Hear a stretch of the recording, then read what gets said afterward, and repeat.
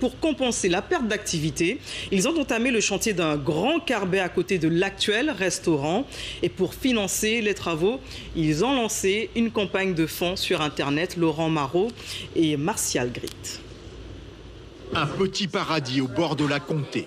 Le restaurant Papadillo accueille ses clients le week-end et des groupes sur réservation en semaine. Mais l'établissement est en sursis depuis 6 mois suite à l'affaissement de la terrasse. Le week-end du 11 novembre, il y a 80 personnes dans la salle là, et il y a un des poteaux qui soutient la terrasse qui s'affaisse.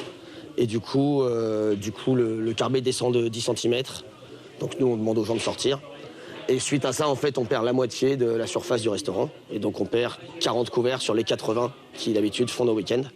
Depuis, la terrasse a été démontée et l'activité n'est plus rentable. Cette situation menace l'existence de cet espace qui est aussi un lieu culturel. Il y a beaucoup d'animations, il y a beaucoup de concerts, il y a beaucoup de festivités, il y a du cinéma, il y a du théâtre. On a chaque année un gros festival qui se passe, où on ramène à peu près 4-5 groupes. Un lieu géré par une SCOP, une société coopérative, où les salariés sont associés majoritaires. La SCOP est locataire. La propriétaire n'a pas les moyens de financer de gros travaux.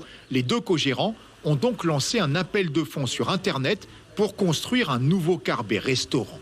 On a un devis à 40 000 €. On a lancé une campagne de financement et c'est là qu'on voit, c'est assez touchant, on voit qu'on a plein de soutien. Il y a beaucoup de gens qui y contribuent. Donc là, on a déjà levé 14 000, ce qui nous permet d'acheter le bois. Donc là, à partir de la semaine prochaine, on a bon espoir de pouvoir attaquer les travaux. Parmi les clients, beaucoup d'habitués qui apprécient l'originalité du Papadillo. Il n'y a pas beaucoup d'endroits où on peut manger sur la route de l'Est, donc c'est en plus un stop utile. C'est très bon.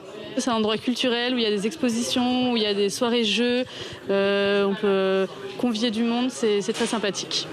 Si la solidarité fait son chemin, les gérants comptent inaugurer le nouveau carbet d'ici 3 mois.